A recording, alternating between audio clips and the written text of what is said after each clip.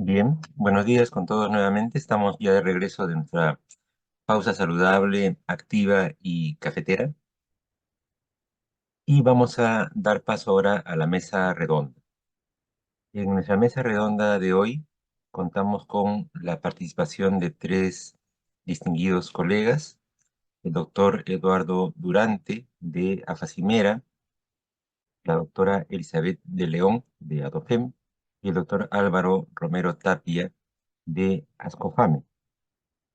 El doctor Eduardo Durante es médico de la UBA, Master of Health Professions Education por la Universidad de Maastricht en Países Bajos, y es también doctor PhD por la UBA.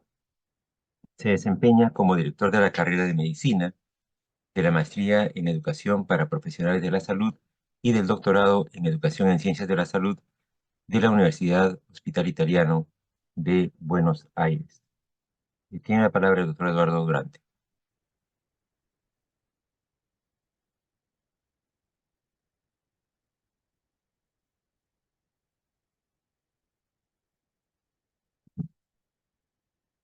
Doctor Durante.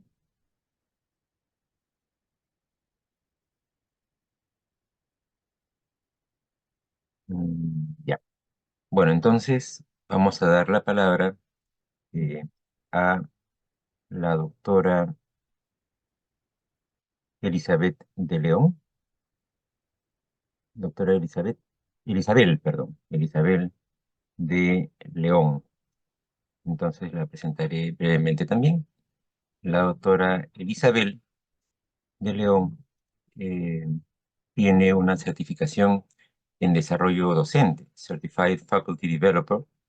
Es presidenta del Faculty Board de la Escuela de Medicina San Juan Bautista de Puerto Rico.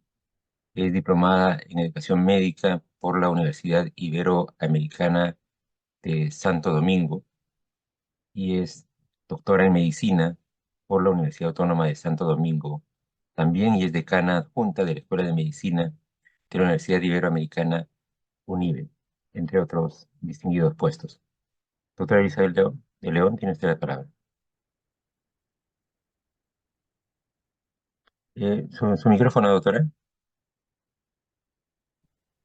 Perdón, muy buenos días, doctor. Muchísimas gracias por su presentación. Les mando a todos un saludo cordial desde la ciudad de Santo Domingo, agradecida de la Federación por esta oportunidad de compartir con ustedes. Yo quisiera, antes de comenzar, hacer una declaración. No tengo conflicto de intereses. La historia que les voy a contar de experiencia que han transformado la educación como estrategias innovadoras es de mi entera autoría y la comparto en la parte operativa con el doctor Wilson Veras, que se encuentra hasta el día de hoy llevando a cabo esta estrategia.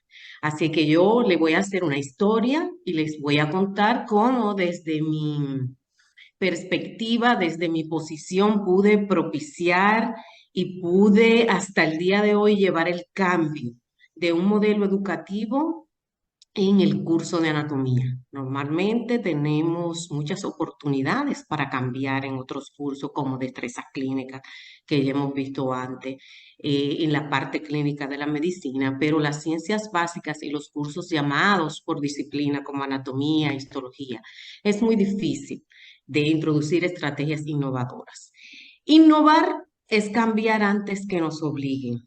Hay muchísima filosofía acerca de la definición de innovar, como añadir elementos nuevos, etcétera. Pero innovar es cambiar antes que nos obliguen. Incluso aquellas cosas que están muy buenas, podemos llevarlas a ser excelentes.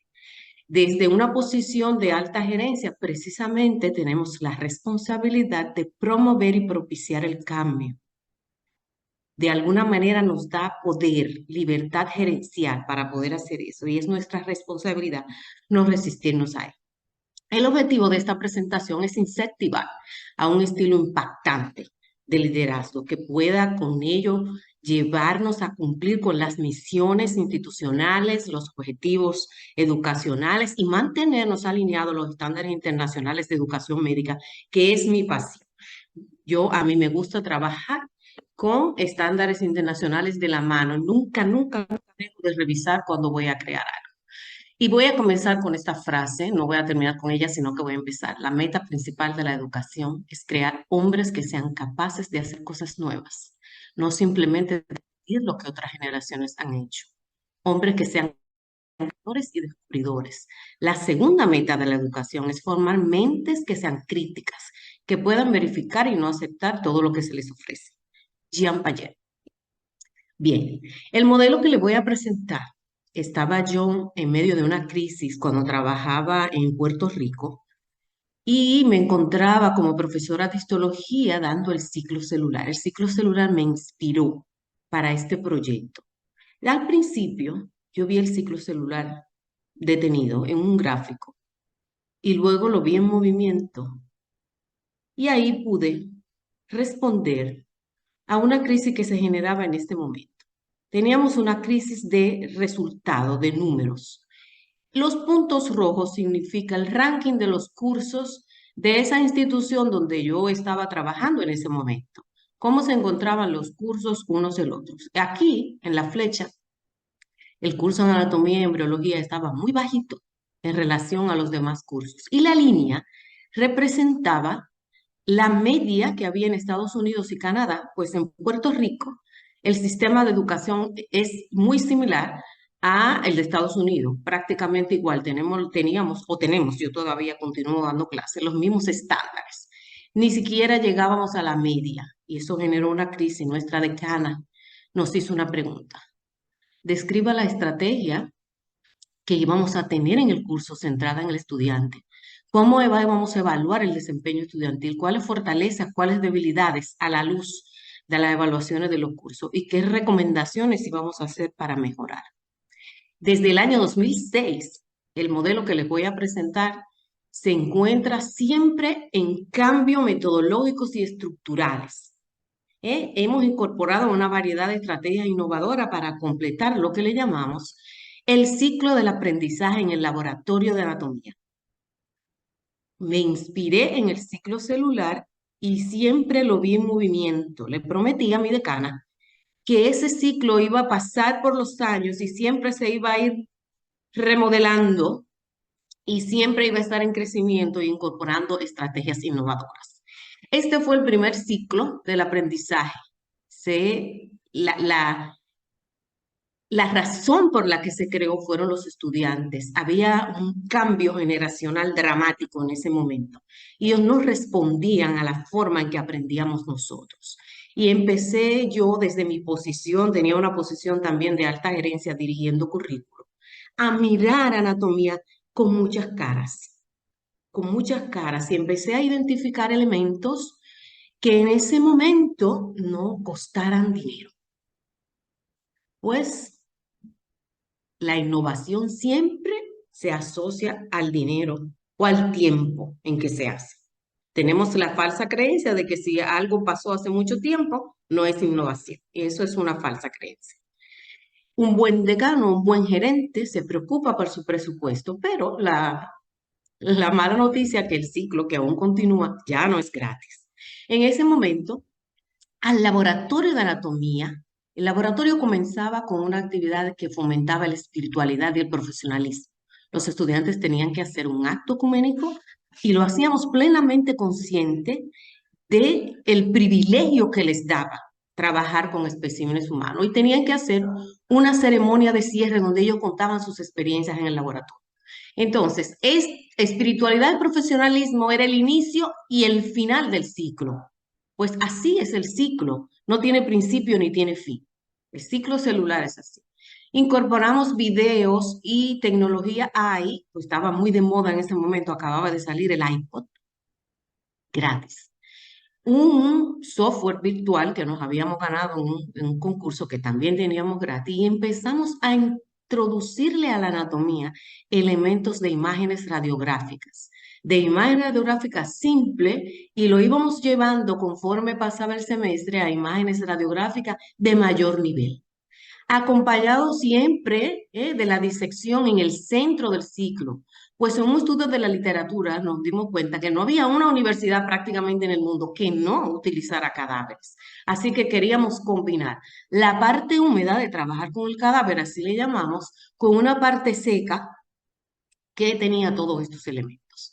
Para incentivarlos a los estudiantes y darles ejemplo de lo que era innovar, utilizábamos piezas de cadáveres que las disecábamos a propósito para que ellos la vieran, eran disecciones magistrales, modelos plastinados, hechos allá en el laboratorio de anatomía de muy bajo costo.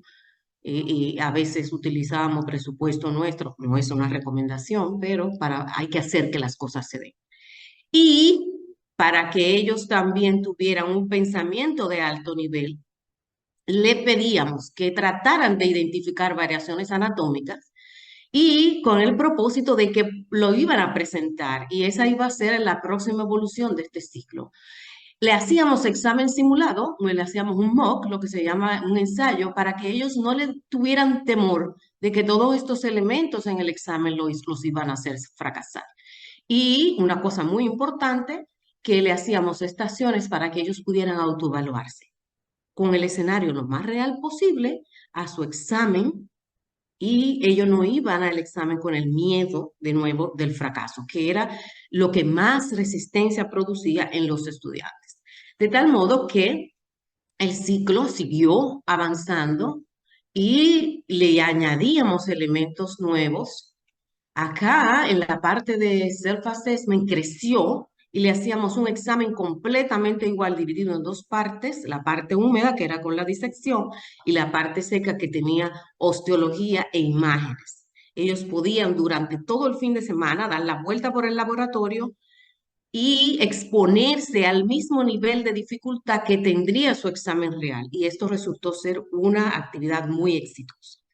Los próximos avances que tuvo el ciclo e íbamos cursando con los años y lo íbamos apareando con los resultados nacionales como un indicador de calidad, fue esta actividad que se llama Peer Reciprocal Teaching. Hay mucha literatura y contaba de una sección donde el estudiante se tenía que preparar un material para enseñar a sus compañeros.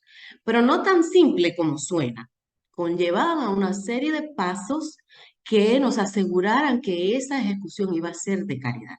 Ellos tenían que prepararse, tenían que ensayar y enseñar a sus compañeros y se rotaban. Al final del semestre a cada uno le había tocado al menos 2 o 3 veces hacer esa actividad, enseñar huesos o enseñar piezas anatómicas en la parte húmeda.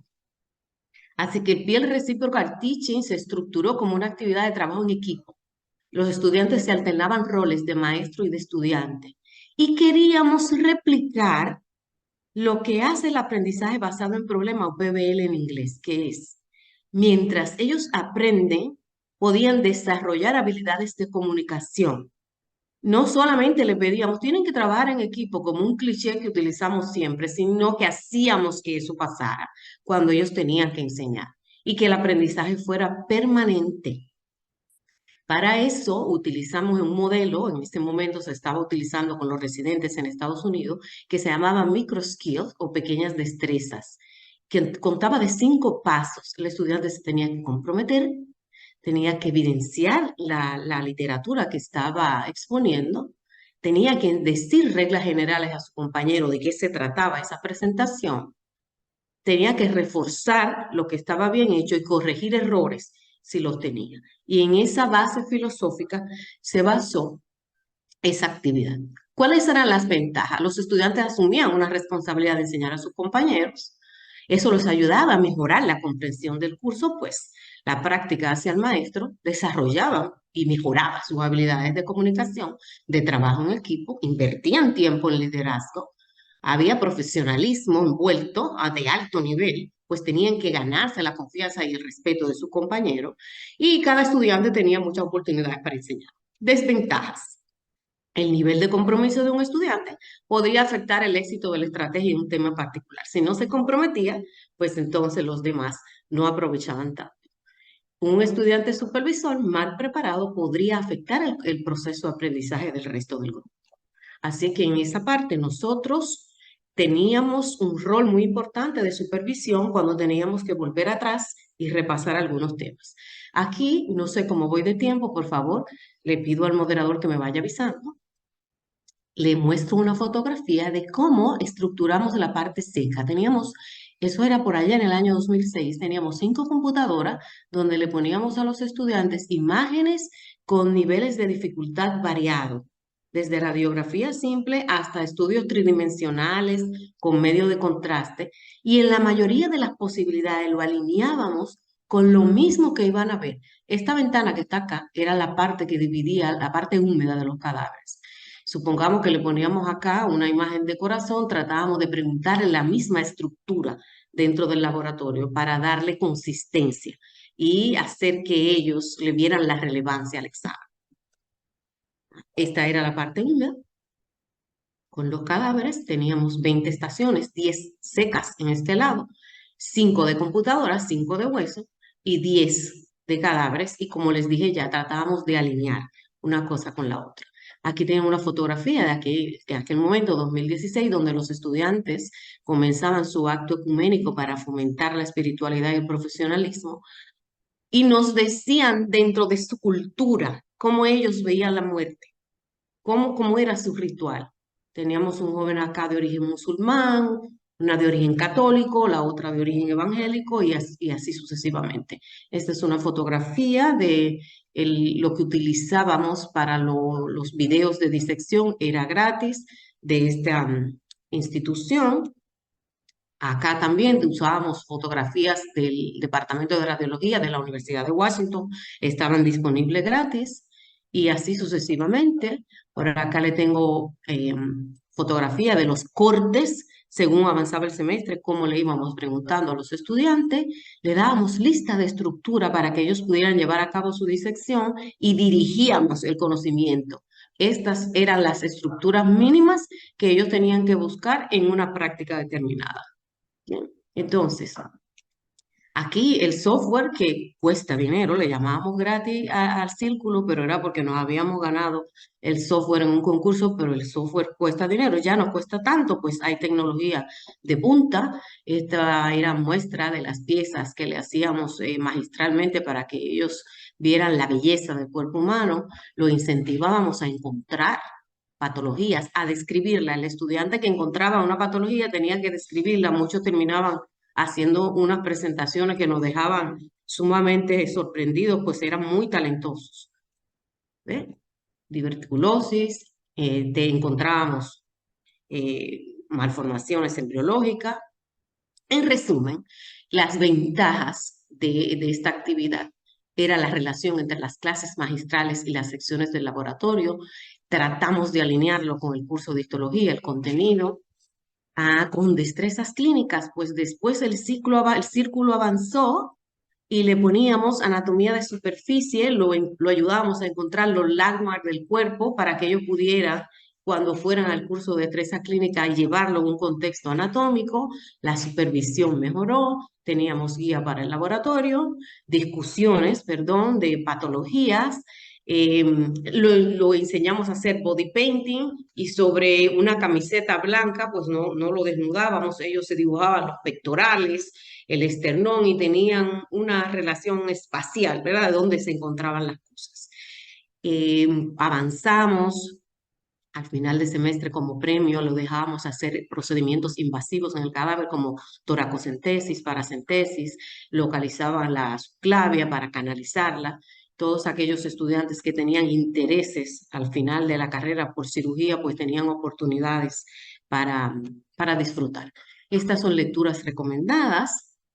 Y la perspectiva que tenemos del círculo en este momento es añadirle anatomía pediátrica, seguir un poco la línea de embriología y enseñarlos a ver los cambios del niño cuando nace, recién nacido, hasta la adolescencia. La anatomía no es igual, y la anatomía geriátrica. Esa es nuestra perspectiva. Yo quisiera mostrarles rápidamente, si tengo tiempo. A ver, tengo un video por aquí de cómo anda el círculo en este momento. Pues ha avanzado, como le dije, ya no es gratis. Hemos tenido que, perdón, voy a dejar de compartir la pantalla. Hemos tenido que añadir elementos mucho más modernos, como es la Anatomash. Bueno, no tengo por acá el video, vamos a ver. Bueno, no tengo el video por acá, se me ha perdido en la pantalla. Anatomash es una tabla de disección que hemos añadido al círculo. Es costosa, pero el doctor Vera se encuentra en este momento trabajando con un grant de Estados Unidos y ha podido ampliar la parte seca del laboratorio con 4 Anatomash. Y los estudiantes entonces pueden ver la anatomía en movimiento al revés, al derecho, quitándole los músculos, removiéndole hueso, dejando solamente el sistema vascular. Entonces, no sé de nuevo cómo voy de tiempo, les agradezco la oportunidad. Si hay alguna pregunta, voy a revisar el chat.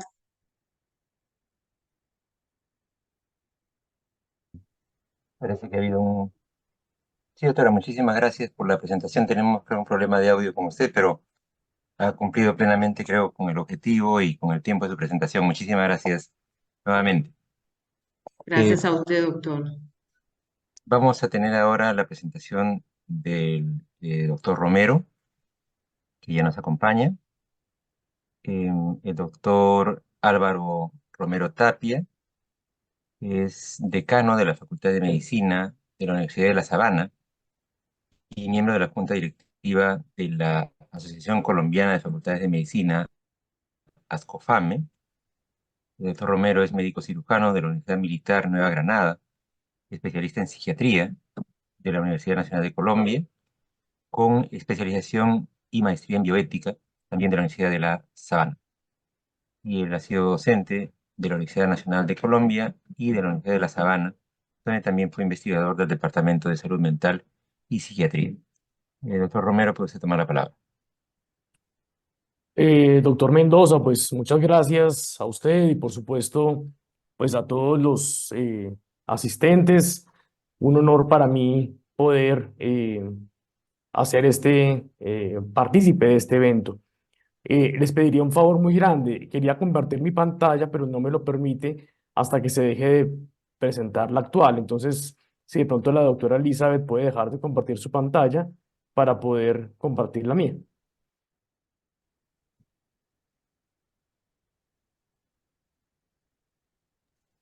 Como no, doctor, lamento, deme un segundito, vamos a ver. Tranquila. Mire a ver si ya puede. Gracias. A usted. No, es que sigue viéndose la pantalla de la doctora Elizabeth. Ahora sí, Ok, listo. listo. Debí parar. Perfecto, muchas gracias. ¿Al equipo de apoyo que habilitar al doctor Romero, por favor, para que pueda proyectar? Sí, señor, ya mismo estoy aquí tratando de proyectar. Mundos. Ok, muy bien.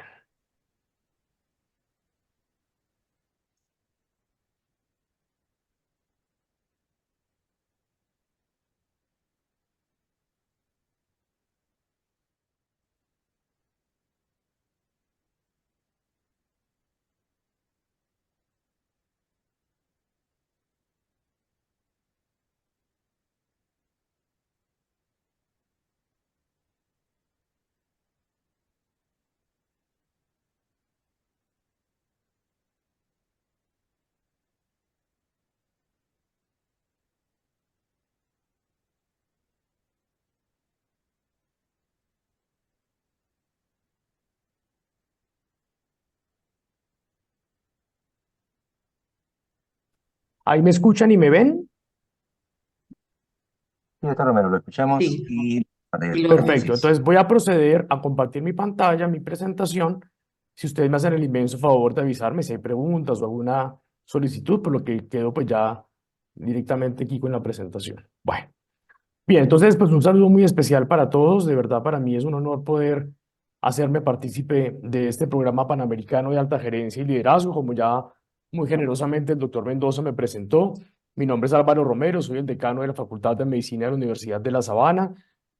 Fui presidente de Ascofame hasta hace 15 días, después de 2 periodos que pues con gran honor y con gran alegría creo que pues pudimos cursar con buenos resultados y producto del cual pues también tenemos un acercamiento desde ya hace un par de años con quien es ahora FEPAFEM y pues en cabeza del doctor Marcos y con quienes hemos desarrollado varios proyectos, incluyendo un congreso mundial que tuvimos el año anterior en Cartagena y que pues contó con el aval, por supuesto, de FEPAFEM y la World Federation, el cual pues nos honra haber podido compartir con ustedes. Lo que nos atañe el día de hoy pues es poder compartir un poquito algunas muy rápidas experiencias en este tema de liderazgo y alta gerencia en educación médica. Por tanto, yo me voy a permitir hacer algunas aseveraciones que de antemano les pido excusas porque al principio les van a parecer un poco raras y seguramente, como sé que la mayoría de los que están aquí presentes son académicos de altísimo nivel, cuando uno mezcla temas académicos con temas de alta gerencia, eso puede llegar a sonar un poco a veces fuerte y por eso pues quiero advertir como esa situación. Lo primero que hay que decir es que pues nuestra hermosa profesión, la cual la mayoría elegimos con una vocación de servicio, pues es quizás una de las profesiones más antiguas, más importantes, más tradicionales y de mayor relevancia en la historia de la humanidad. Y de manera maravillosa es el momento en el que en pleno siglo XXI aún seguimos teniendo elementos de lo que fue la medicina griega hipocrática como parámetros y como grandes, digamos, estandartes que siguen siendo válidos. No obstante, en la enseñanza de la medicina también hemos sido muy tradicionales. Y esta foto, que la mayoría de ustedes conocen, que es una foto de la Universidad de Bolonia, ¿no? Pues no es muy distante de lo que nos pasa en las aulas actualmente, en donde en las famosas clases magistrales, pues los muchachos cada vez se distraen más, ¿no? Están hablando con el del lado o simplemente pues toman una siesta después del almuerzo y que mejor que en un aula llena de personas con oscuridad, con silencio, pues resulta muy cómodo y agradable tomar una siesta. Si a esto le pusiéramos además un dispositivo electrónico, pues básicamente tenemos unos modelos pedagógicos que realmente debemos cuestionarnos, aseguran o no el aprendizaje, que es el fin último pues, de nuestra labor pedagógica. Por otra parte, pues tenemos unos componentes fundamentales que es la medicina y la persona, donde la educación médica pues claramente debe centrarse en la persona, no necesariamente en los resultados financieros, en los resultados institucionales de un hospital, en los resultados, bueno, qué sé yo, pero que desafortunadamente en esta tensión que todos vivimos en el mundo con los sistemas de salud, pues ha hecho que tengamos unas dificultades importantes y a veces la persona queda un poquito de lado. No obstante, seguimos con modelos también asistenciales y académicos que datan de más de 100 años desde la observación que Flexner hizo iniciando el siglo XX y que, debemos decirlo con toda franqueza, muchas veces ha persistido en el tiempo. En esta línea, pues también la forma en que enseñamos, pues también a veces conservan algunos elementos bastante tradicionales, no obstante, intentamos incorporarle otros, como puede ser el ejemplo clásico de las enseñanzas de la morfofisiología, donde todavía no seguimos trabajando con los cadáveres, en otros lados ya incorporamos algunas mesas de tecnología, etcétera, pero que sigue guardando como esa combinación entre lo nuevo y lo tradicional. Entonces, como esta es un programa de alta gerencia, uno se tendría que preguntar inicialmente por qué cambiar. Digo, si la tradición médica ha tenido como resultado unos fabulosos médicos latinoamericanos reconocidos en todas las partes del mundo por sus habilidades clínicas, por su profesionalismo, ¿por qué cambiar? O sea, no va tan mal la cosa. Y la otra es, pues, ¿para qué cambiar? ¿No? Si yo hago parte y soy cabeza de una facultad, digamos, prestigiosa, en Colombia La Sabana es una facultad prestigiosa, que está siempre entre las 5 mejores del país, que tiene unos egresados súper exitosos, ¿no? Pues como que la zona de confort siempre es grata. Entonces yo les voy a contar dos historias muy rápidas. Por tiempo no alcanzo a preguntarles, me encantaría preguntarles porque también me permitiría conocer en detalle la edad de las personas que nos acompañan, porque me ha pasado que en muchos escenarios cuando uno les pregunta, bueno, ¿usted qué conoce de IBM? ¿No? Solamente los que pasamos los 45, pues conocemos y recordamos IBM en los años 80 como ese gran monstruo de la tecnología que aunque aún existe y tiene un valor inmenso, pues ya no es el único. Pero en los años 80 era el sinónimo de tecnología, de innovación y de poder tecnológico. La historia de IBM nos dice que terminaba los años 90, en la cúspide de la ola, uno de los CEO que llega nuevo a IBM hace un estudio rápido y se encuentra con una pequeña particularidad, y es que están perdiendo plata, y mucha. Pero era tan grande el negocio y tanta la plata que manejaban que no se percibía. Y en pocos años, con la entrada de todas las marcas que en ese momento llegan, Hewlett Packard, Compaq, etcétera, el mismo Apple, pues básicamente IBM se quiebra. El gran monstruo de la tecnología se quiebra. Y se acuña una frase que es: el éxito de hoy será el fracaso de mañana. Porque estás en tu zona de confort, te está yendo bien, ¿yo para qué cambio? Muchos de ustedes, muchos de nosotros, la mayoría de los que estamos aquí por la edad seguramente, conocimos Blockbuster y fuimos a la tienda a alquilar una película, una noche de peli, como se denominaba, ¿no? Resulta que un cliente insatisfecho que alquila la película Apolo 13, ¿no? Una película famosa, Tom Hanks, etcétera, la alquila, la mira, la echa ante un closet y se le olvidó entregarla.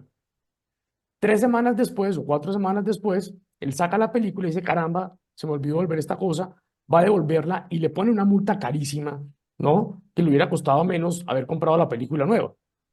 Él, muy molesto, utilizando el entonces naciente DVD y aprovechándose del buen sistema de rieles que hay en los Estados Unidos, toma una decisión, y es un sistema de alquiler dinámico que se pueda, digamos, traspasar, ¿no? Por el sistema de correos, de rieles, en fin, ¿no? Y marca y pone una empresita, ¿no? Una empresita pirata, comillas, que empieza a tener cierto reconocimiento. Le dicen al dueño de Blockbuster: oiga, ¿y usted qué opina de esta empresa? Y Blockbuster dice: ah, ese es un hippie ahí que está montando una empresa, eso, yo soy Blockbuster, ¿no? El dueño de las películas y el dueño de la inmobiliaria, ¿no? A mí esto no me hace mella. Les quiero presentar la empresita que salió. Es Netflix. Y ya todos conocemos la historia. Si no conoces la historia, pues simplemente, seguramente en tu televisor debes tener una afiliación a Netflix, como tiene la mayoría de personas, porque Blockbuster se quebró. Y ya yo no alquilo películas. Ya ahora yo voy y simplemente por streaming atiendo la película que quiero cuando quiero. Entonces, uno diría: bueno, pero estos son empresas, ¿no? Yo hice unos estudios en el Business School de la Sabana, que es el INALDE. Usted diría: bueno, pero no estamos hablando de educación médica y de medicina. Claro, pero es que también en el ámbito académico esto no es nuevo. En el 2013, miren esta afirmación de Clayton Christensen, que es uno de los grandes prospectivos de Harvard. El 50% de las universidades para la próxima década van a estar quebradas. Eso resulta una alerta importante para nosotros, ¿no? Y díganme, ¿qué opinan de la segunda? ¿Cómo aprenden nuestros muchachos? Por YouTube, ¿no? Ya nadie quiere estudiar, ya nadie quiere ir a la universidad, hay una caída fuerte también demográfica de las juventudes. Es decir, pareciera que el estudio universitario ya no está blindado como lo venía siendo. Entonces, ya no solamente desde lo académico en la educación médica, sino también en lo, si me permiten la expresión un poco fuerte, por eso lo decía, empresarial, de lo que puede ser una universidad como institución y su vigencia en el tiempo, como es el llamado social a una institución transformadora como son las universidades, está en riesgo. ¿Y qué hay que hacer?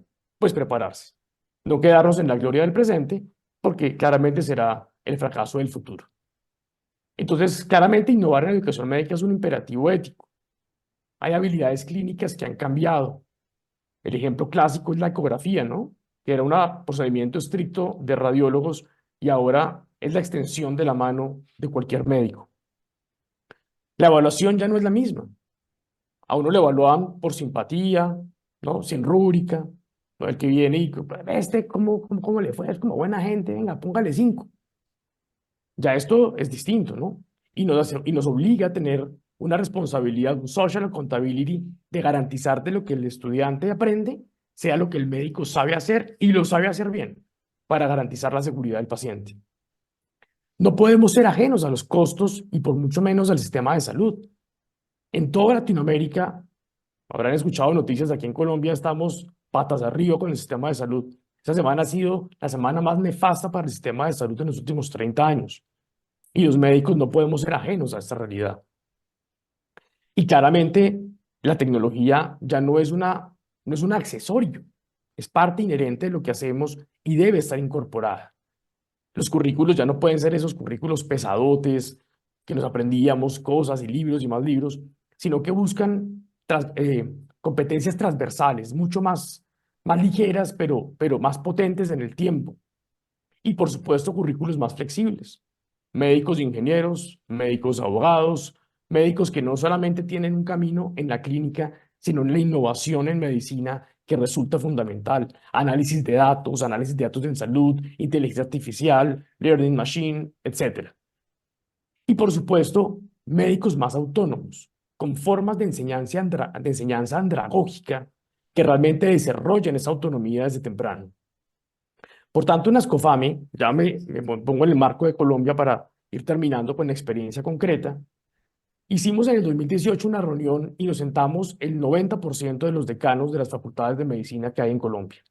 Y quedamos en un acuerdo, y es, pongámonos 10 metas sobre las cuales podamos ajustar los currículos de país y hacer currículos que respondan a las necesidades, por supuesto, de Colombia, pero que estén adoptando las mejores experiencias en educación médica del mundo. Y sacamos un documento que son 10 recomendaciones sobre las cuales la mayoría de currículos hemos pivotado en los últimos 10 años.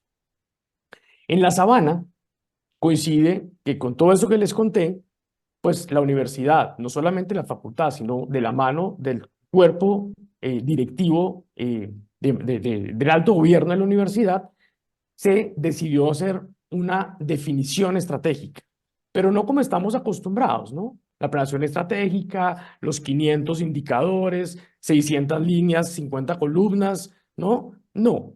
5 estrategias que usted se las pueda echar al bolsillo y tenga claro para dónde va. Entonces, la universidad define una estrategia y, por supuesto, la universidad entra ahí. Cuando uno habla de esto, entonces, le dicen miércoles. ¿Cómo así que usted, no, ni es que académico, ni es que decano, me está hablando aquí de estrategia, de plata, de sostenibilidad? O sea, ya usted no es académico, usted es, ¿no? Y los principios institucionales, el deber ser de la universidad, ¿no? Una universidad como la Sabana de inspiración cristiana católica se perdió. Ahora esto es negocio, ¿no? La esencia es la misma. El éxito de una empresa es ser fiel a sus principios institucionales. Pero eso no quiere decir que tenga ánimo de lucro, pero tampoco ánimo de pérdida. Y tiene que ser sostenible en el tiempo. Las grandes universidades del mundo superan los siglos, no se miden décadas, se miden siglos. De manera que todos nosotros estamos llamados a ser sostenibles en el tiempo. Y para eso se requiere un buen diagnóstico. En la facultad lo que hicimos fue, con base en estos cambios, hacer un muy buen diagnóstico del currículo que teníamos, que insisto, es exitoso, muy exitoso.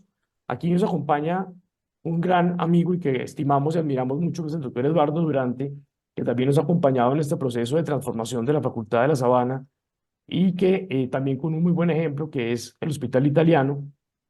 Y nos montamos en esa nueva forma de comprensión que necesitamos y que ya el mundo ha demostrado que funciona, que son currículos basados en competencia, orientados por resultados, pero que están esos resultados mediados por Entrustable Professional Activities. ¿Qué hicimos? Claro, el modelo canadiense, CASMETS, todo lo manejamos, todo lo tenemos claro, todo lo usamos de referente, lo adaptamos a nuestra realidad, incluyendo unos elementos particulares como puede ser el profesionalismo y el humanismo, que son distintos porque para nosotros es el sello de agua que tiene la Sabana. Y adicionalmente, pedimos ayuda. Uno no se las sabe todas y el mundo es un mundo de colaboraciones. Y lo que hicimos básicamente fue pedir ayuda, tuvimos la grata acompañamiento del doctor Oratencate y montamos nuestro programa por EMAS.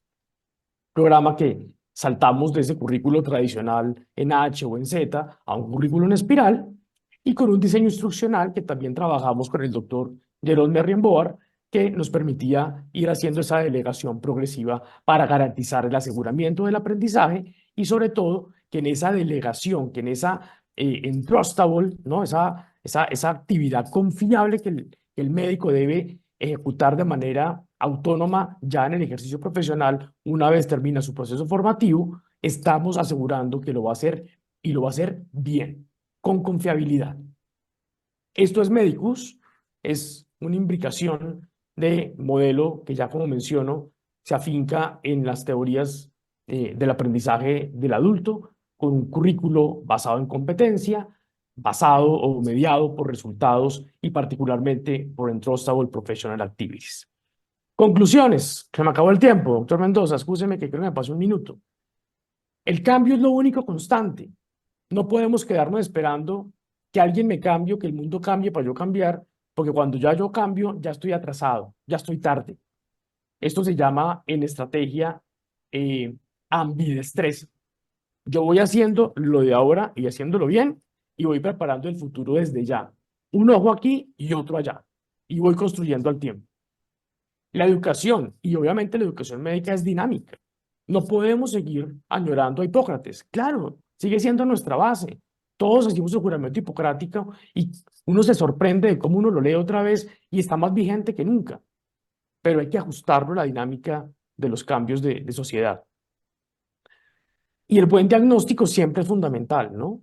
Yo no puedo hacer, como cualquier tratamiento médico, yo no puedo dar un buen tratamiento si no tengo un buen diagnóstico. De manera que definir una estrategia clara y hacer un buen diagnóstico es la base fundamental de una transformación organizacional. Y por supuesto aquí sí que una facultad de medicina, sí que una universidad, que son de las instituciones más complejas, amerita este ejercicio. Y hay que prepararnos para el futuro desde el presente. No podemos ser el blockbuster del siglo XXI. No podemos ser la facultad blockbuster que luego añoremos nuestros abolengos y estemos quebrados y estemos por fuera del juego. Y el que no se prepara, se acaba. El que no se prepara para el futuro se lo lleva. Entonces, bueno, no sé, doctor Mendoza, con eso termino. Les agradezco mucho y espero haber cumplido el tiempo que se me había asignado. Dejo de compartir en este momento para que el siguiente conferencista pueda usar la pantalla. Muchas gracias. A usted las gracias, doctor Romero, por la calidad de la presentación y por ceñirse también estrictamente al tiempo. Muy amable. Gracias. Tenemos ahora la presentación del doctor Eduardo Durante. A él ya lo había presentado, entonces no voy a repetirlo. Sepa usted, doctor Durante, que ya hicimos una breve mención a su currículum, por lo tanto puede usted ahora ya tomar la palabra. Puede empezar.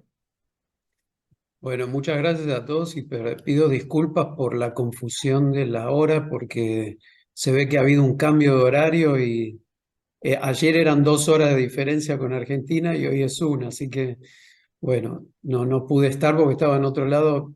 Digo, estoy tranquilo porque tengo tiempo y no tenía tiempo. Así que bueno, pido nuevamente disculpas y gracias por la invitación y por poder participar. Escuché atentamente lo que dijo el profesor Romero Tapia y creo que no puedo estar más de acuerdo con las líneas estratégicas que él mencionó. Y en función de esas mismas líneas estratégicas, les quiero mostrar un poco, digamos, qué fue lo que hicimos en nuestro currículum de la carrera de medicina de la Universidad del Hospital Italiano de Buenos Aires, que bueno, responde mayormente a todas estas directrices que mencionó el doctor Álvaro. Así que voy a compartir con ustedes la presentación.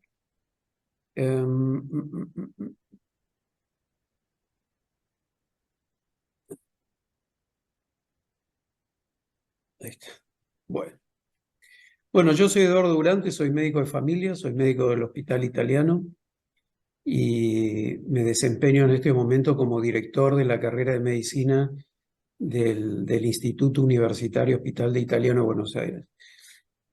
En Argentina la diferencia entre instituto universitario y universidad es solamente si la universidad tiene carreras de grado de una sola disciplina, que las teníamos, pero afortunadamente ya hace algunos años que tenemos una carrera de bioingeniería y bueno, solamente cuestión de tiempo para que el Ministerio de Capital Humano de Argentina nos autorice usar el nombre de universidad porque ya lo hemos tramitado. Así que a veces, disculpen si a veces digo instituto o a veces digo universidad, es lo mismo. Así que bueno, yo les quiero mostrar ¿Cuáles fueron los motivos por los cuales decidimos cambiar el currículum de nuestra carrera de medicina? En Argentina había solamente, mayormente, universidades nacionales, ya que la ley no permitía abrir nuevas universidades hasta el año 1996, en que se cambió la ley de educación superior y se pudieron abrir nuevas universidades, no solamente nacionales, sino privadas. El Hospital Italiano estuvo siempre muy asociado en su misión a la educación médica, y en ese momento era hospital afiliado a la Universidad de Buenos Aires. Entonces, a partir del año 2000 se creó esta universidad, y en el año 2004 se inició la carrera de medicina, que tenía un currículum tradicional de tipo flexneriano. Pero empezó a haber algunos problemas que impulsaron al cambio curricular. El primero era el excesivo número de horas curriculares, que posiblemente sea una de las principales características de los currículos tradicionales, ¿no? Estamos hablando de más de 7.000 horas de curriculares, lo cual, si uno dividiera por los 6 años que dura la carrera, los estudiantes deberían estar 8 horas en la facultad, más allá de las horas de viaje, diversión y estudio, ¿no? Lo cual hace casi inviable que las personas que estudien medicina con este tipo de currículum tengan una vida propia.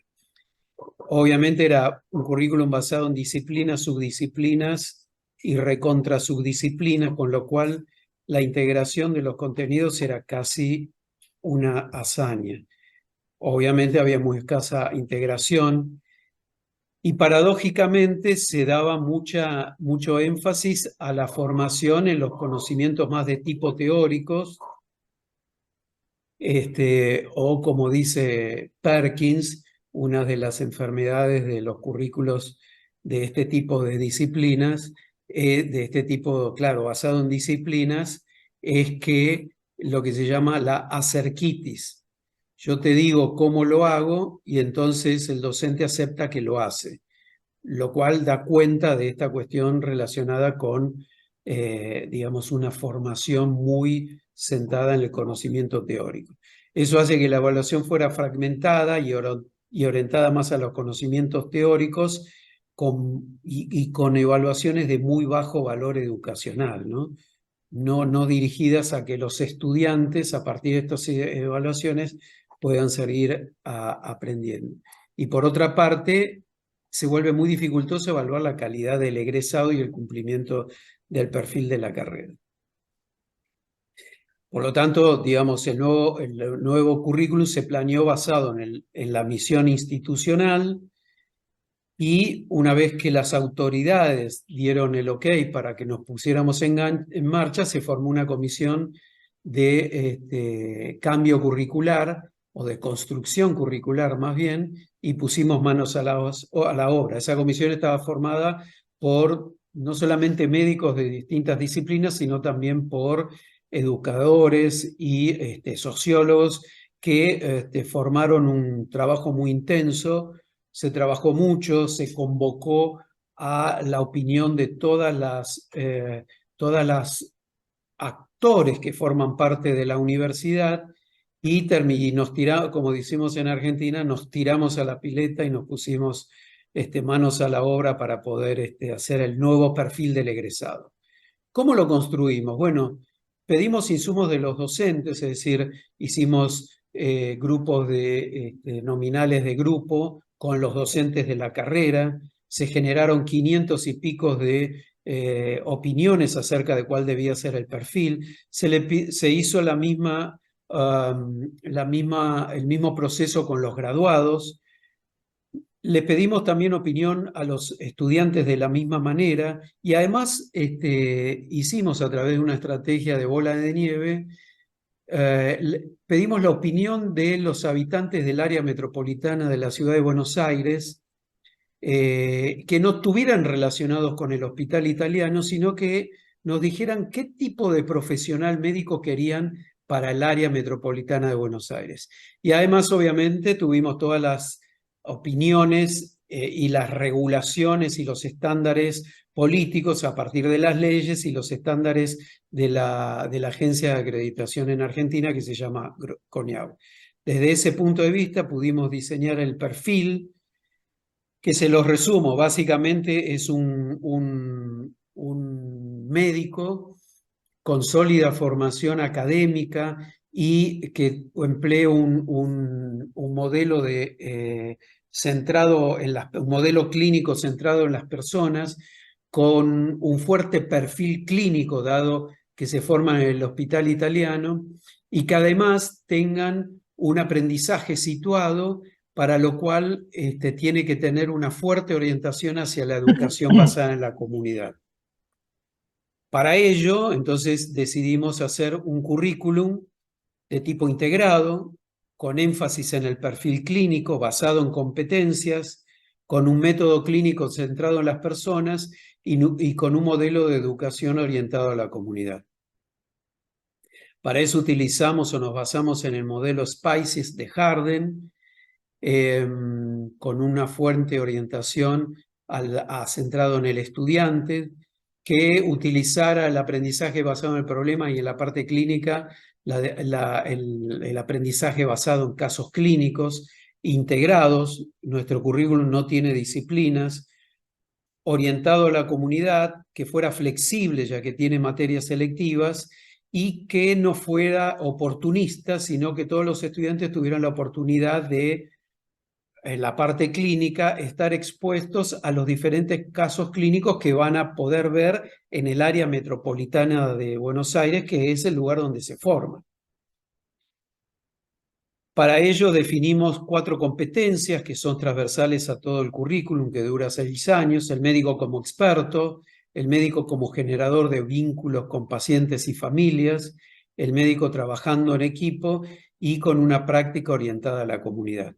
Teniendo en cuenta estas 4 competencias, definimos las EPAs de nuestro currículo, o sea que es un currículo orientado a resultados, y los resultados los definimos como EPAs, que son 7, y la EPA 1, que es obviamente realizar una entrevista clínica, tiene lo que se llaman EPAs anidadas, de forma tal que en total serían 12, pero preferimos anidarlas en la primera EPA. Obviamente que estos son los títulos de la EPA. Cada EPA tiene la descripción metodológica aportada por Ole Tencate, el cual también colaboró con nosotros en la elaboración de nuestro currículum, con las limitaciones del caso, ya que lo que nosotros estamos formando son médicos de grado.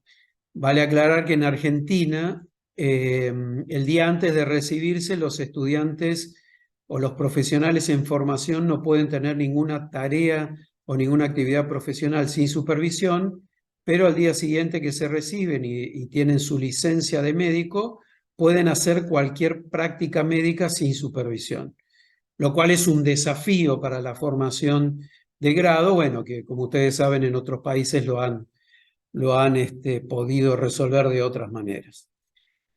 Por los estándares de acreditación, todas las carreras de medicina en Argentina tienen 3 ciclos. Nosotros, o sea, es el ciclo inicial, el ciclo clínico y lo que se llama la práctica final obligatorio o internado anual rotatorio. El ciclo inicial dura 3 años. Ahora les muestro cómo está organizado. La idea es un currículum espiralado, como decía el doctor Álvaro, de forma tal que en esos 3 años ellos recorren los conocimientos necesarios para después aplicarlos en la práctica clínica, o como diría el doctor Ole Tencate, las competencias canónicas, ¿no? Esos conocimientos básicos que uno tiene que tener para poder después progresar en las competencias clínicas. Y está diseñado en 6 módulos de acuerdo al ciclo vital individual y familiar. Estos son los 6 módulos, cada módulo dura un cuatrimestre, de forma tal que al final de los 3 años ellos han completado todos esos conocimientos canónicos o esas competencias básicas para el ciclo clínico, y tienen electivas en el tercer año que son materias de docencia e investigación, de razonamiento clínico y de algunas disciplinas. Esto es como está diseñado el currículum, que tiene una integración vertical y horizontal. A veces hay confusión acerca de qué es vertical y horizontal, pero digamos en el esquema se ve bien. Entonces el ciclo inicial son estos 3 años, el ciclo clínico dura 2 y la práctica final obligatoria es 1 año.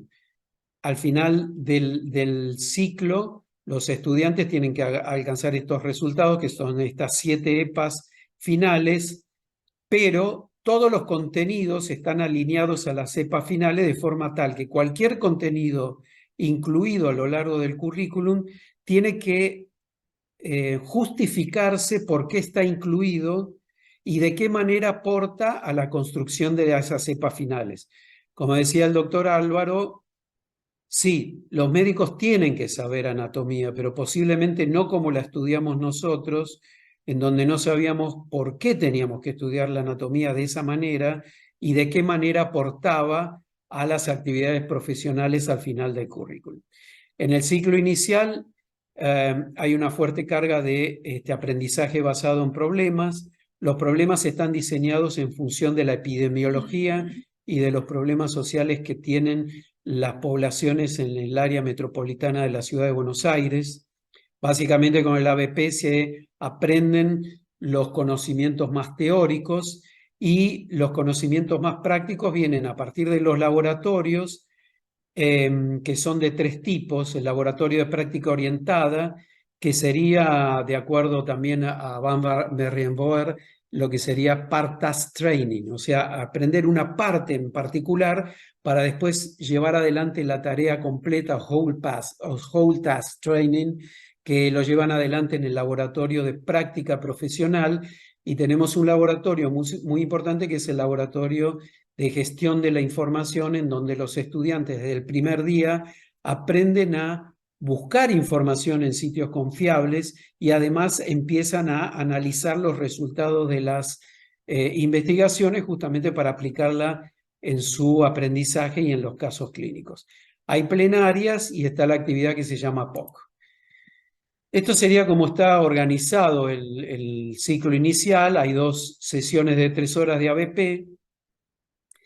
Hay el laboratorio de práctica orientada, el de práctica profesional, hay actividades plenarias, que es todas estas actividades, y el APOC también, son actividades de grupos pequeños, de 10 estudiantes, con un tutor, mientras que las actividades plenarias se llevan a cabo con toda la cohorte, que es de aproximadamente 60 estudiantes, y es algo parecido a una clase magistral, pero en realidad son entrevistas a expertos sobre un tema en particular que estén viendo en esta semana.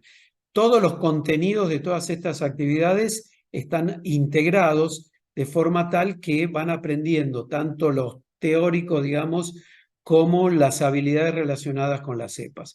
Y una cosa muy importante es que esto que es el estudio independiente son horas curriculares para que los estudiantes puedan aprender, porque de otra manera no van a poder aprender en las actividades porque los tutores no dan clase ni explican los contenidos. Entonces, como dijimos, aprendizaje basado en problemas en grupos de 10, un tutor. Los estudiantes en las 2 sesiones, en la primera sesión plantean sus objetivos de aprendizaje y en la segunda, resuelven y discuten lo que han estudiado en el estudio independiente. Práctica orientada, como dijimos, part-task training, aprenden algo en particular de lo que están viendo en el contenido de ABP. En el de práctica integrada, básicamente lo que hacen es aplicar todos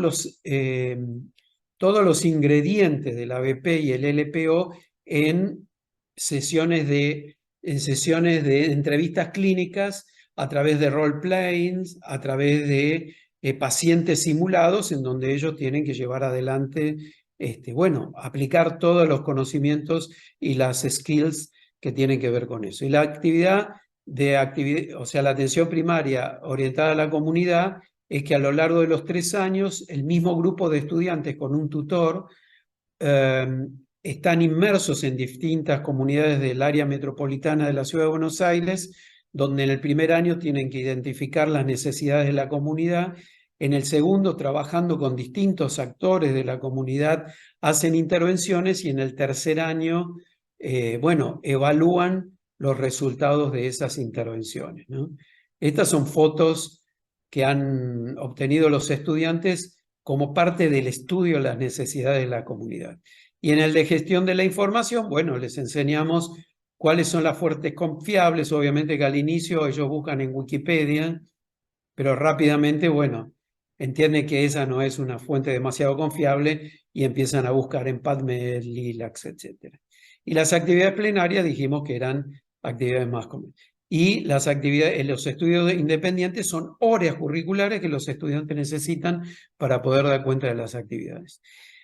Y las rotaciones clínicas para tener coherencia curricular las planteamos como LICs, ¿no? Lo que se llaman Longitudinal Integrated Clerkships, que las tradujimos como ROCLIs, rotaciones clínicas longitudinales integradas.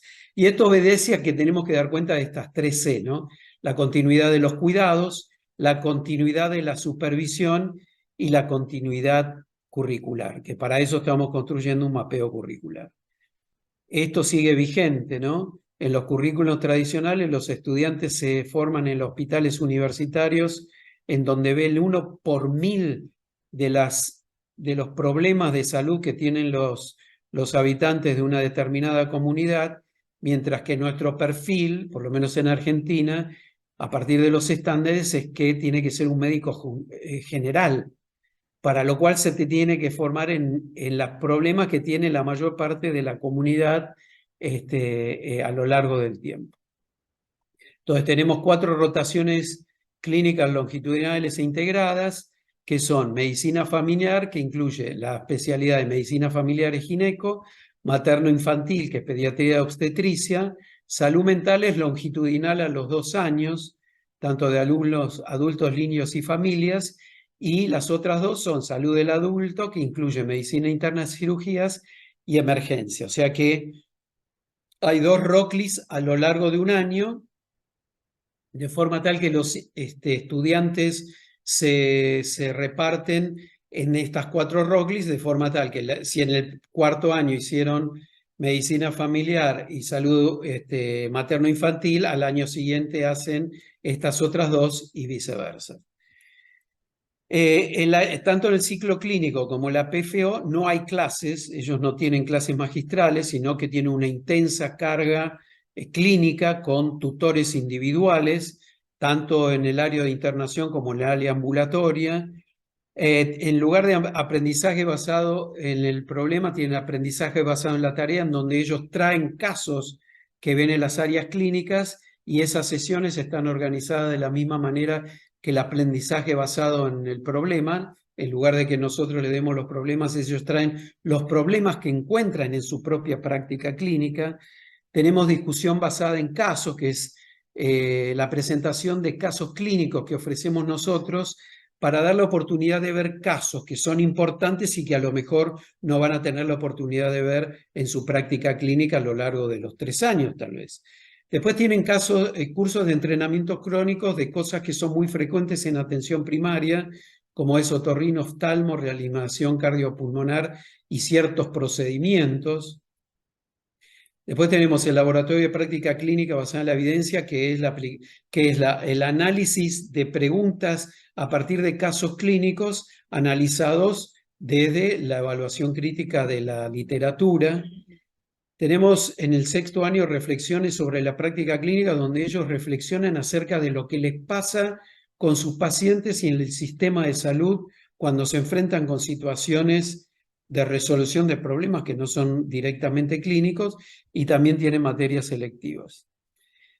Creo que tengo poquito tiempo, ¿no, doctor Pedro? Entonces voy a hacer de vuelo de pájaro como planteamos la evaluación y tomamos, bueno, obviamente esta propuesta de la programación, de la evaluación programática, que significa que los estudiantes son evaluados todo el tiempo desde el punto de vista de evaluación formativa, en donde todo el tiempo están siendo observados y se les da feedback, y es una evaluación para el aprendizaje. Entonces tenemos que combinar distintas evaluaciones, formas de evaluar, para tener muchos diferentes insumos de la práctica del desempeño de los estudiantes para poder darnos una idea de dónde está parado en relación a la progresión en la competencia para poder llevar adelante las EPAs al final del currículum. Entonces tenemos diferentes combinación de pruebas, tanto en el ciclo inicial como en el ciclo clínico y en la PFO.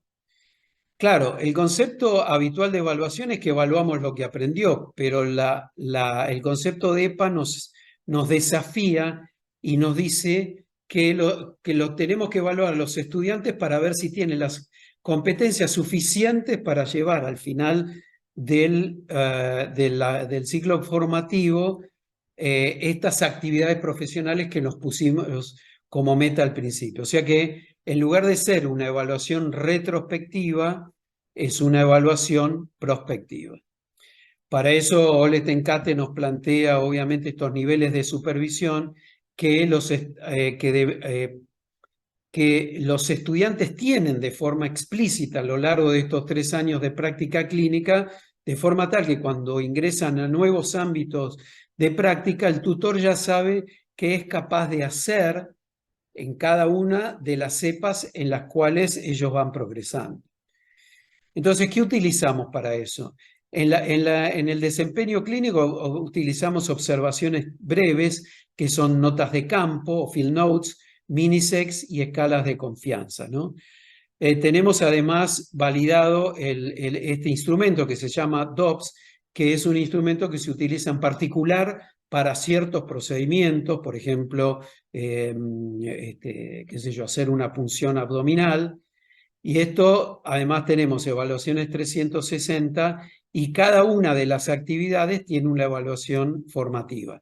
Esto lo hacemos con una aplicación que todos los estudiantes y todos los tutores tienen en sus teléfonos, de forma tal que los estudiantes son los responsables de pedirle a los tutores que los evalúen para completar un portfolio que cada 6 meses un comité de competencia clínica le da una confianza o le dice, bueno, vos en esta EPA ya estás en el nivel 2, o sea, podés hacer con una supervisión directa del tutor sin que intervenga.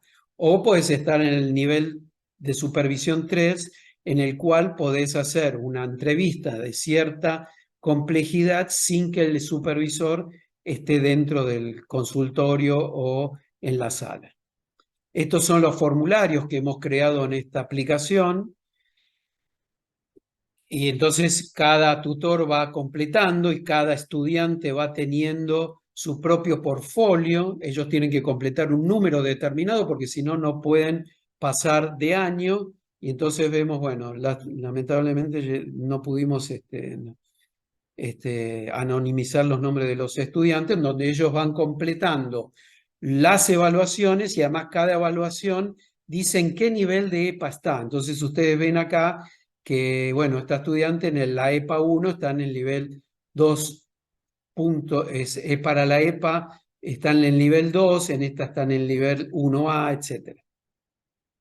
Bueno, y se completa ese portfolio de forma tal que cada 6 meses el comité de competencia clínica lo observa y dice, bueno, a partir de todas las observaciones, este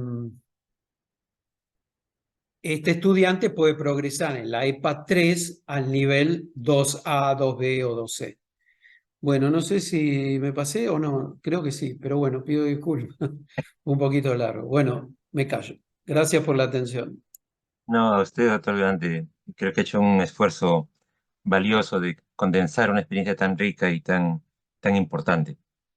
Quiero dar las gracias por estas presentaciones a la doctora Elizabeth de León, al doctor Álvaro Romero y al doctor Eduardo Durante, y abrir ahora el espacio para que hayan comentarios, aportes de los líderes participantes a los 3 distinguidos miembros de la mesa redonda. Pueden hacerlo a viva voz o vía chat, según su preferencia.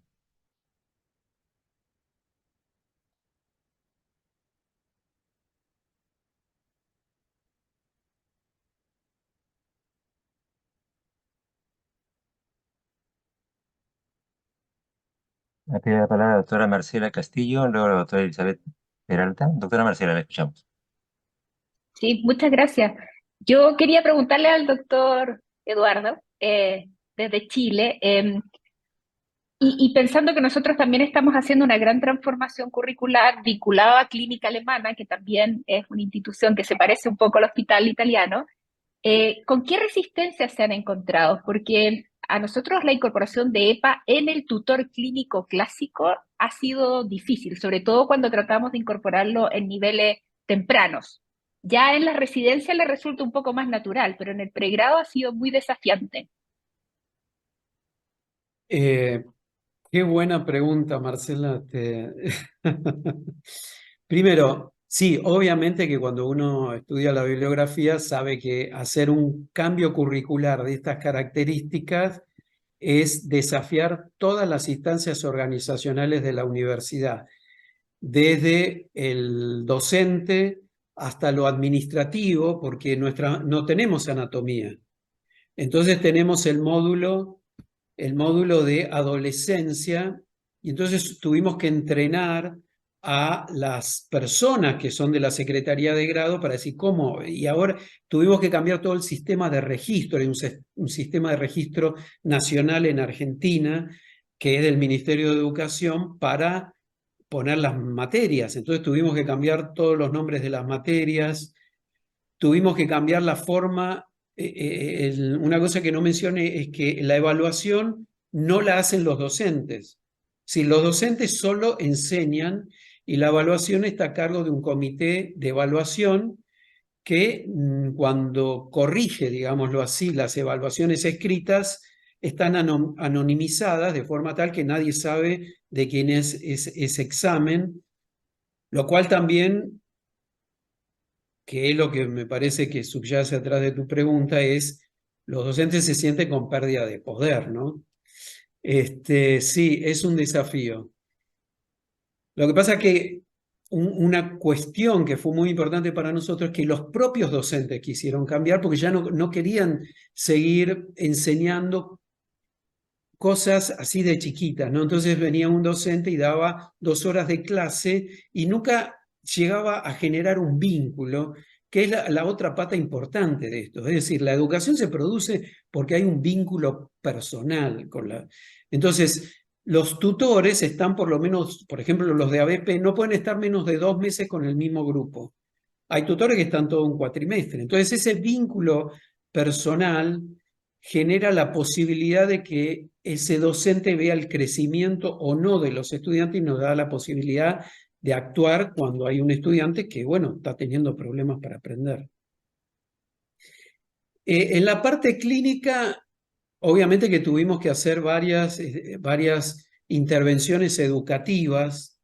No les estoy diciendo que tenemos todo resuelto, ni mucho menos, pero una cosa que sí nos pasó y que es una fortaleza es que por lo menos 10 años antes de cuando pusimos en práctica este currículum, que empezó en el año 2018, el año pasado salió la primera camada, la primera cohorte, es que hubo una formación muy importante de los propios docentes de la institución en estas líneas educativas, como las que mencionaba el doctor Álvaro. Entonces ya hubo todo un estímulo y ellos mismos planteaban la necesidad de decir, bueno, ¿y cuándo vamos a empezar a enseñar de esta manera que ustedes nos están enseñando? Entonces, eso facilitó. De nuevo, no quiere decir que tengamos todo resuelto, ni mucho menos.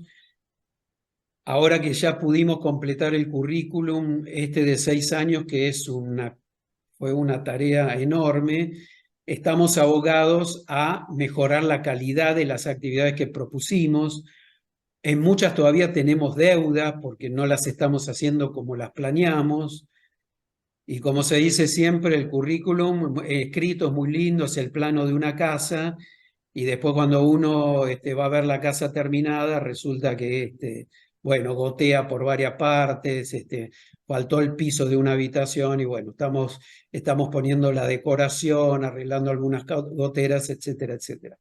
Pero eso fue, digamos, una de las cosas que nos permitió no tener tanta resistencia. Y la otra cosa en el ciclo clínico, que es la parte más básica, como es un hospital cuya fortaleza es la clínica, no tuvimos el problema de lo que tienen muchas facultades de medicina, que es el poder que detentan las materias básicas. Entonces, digamos, meterse con anatomía, fisiología, etcétera, para decirles que ahora la medicina se enseña de otra manera, por suerte nosotros no lo tuvimos, como sí sé que ha ocurrido en otras universidades de Argentina que tienen esos currículos, bueno, disciplinares, ¿no? Pero como decía Álvaro, ¿no? Nosotros, no- nosotros tenemos un dicho acá que dice, yacaré que no camina o cocodrilo que no camina termina siendo cartera, ¿no? Y creo que está en esa línea, digamos. Es un desafío, es un desafío. Y se Entiendo. requiere de instituciones que tengan esa claridad de poder cambiar y adaptarse a los tiempos modernos. No podemos seguir enseñando contenidos porque las carreras de medicina deberían durar 10 años, 20 años, y cuando terminan de estudiar, lo que vieron el primer año ya es recontraviejo, ¿no? Sino que lo que tenemos que hacer es enseñar a justamente el desarrollo profesional continuo. De nuevo me parece que me pasé. Muchas Muchas gracias. gracias. Última pregunta de la doctora Elizabeth. Elizabeth, por favor. Gracias, buenas de nuevo, ya buenas tardes aquí en República Dominicana. Yo tengo, ustedes, doctor Durante, hicieron una una adaptación de las EPA. Ustedes construyeron sus propias EPA, ¿verdad?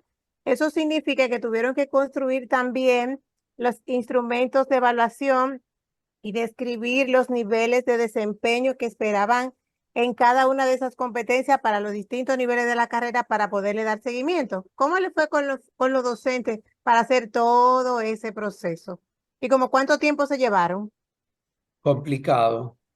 O sea, la respuesta breve es Gracias. complicado, pero digamos, esos niveles de supervisión eh, son los que están publicados, o sea que porque se adaptaron los niveles de supervisión de posgrados propuestos inicialmente por el doctor Tencate, por la doctora Chen, se adaptaron para utilizarlos en grado. Entonces, a partir de esos 5, obviamente que las carreras de grado, por lo menos en Argentina, no pueden llegar al nivel 4 porque no pueden, mientras están en el grado, no pueden hacer ninguna tarea autónoma sin supervisión, entre comillas, ¿no? Ustedes saben bueno, lo que son los estudiantes de medicina. Entonces, no es, o sea, utilizamos eso que está publicado y está validado, ¿no? Y eso se utiliza para todas las EPA, no es que hay escalas particulares para cada EPA. El tema es cómo se toma la decisión para decirle a un estudiante que en determinada EPA están en nivel 2 y en otra están en el nivel 3A o 3B.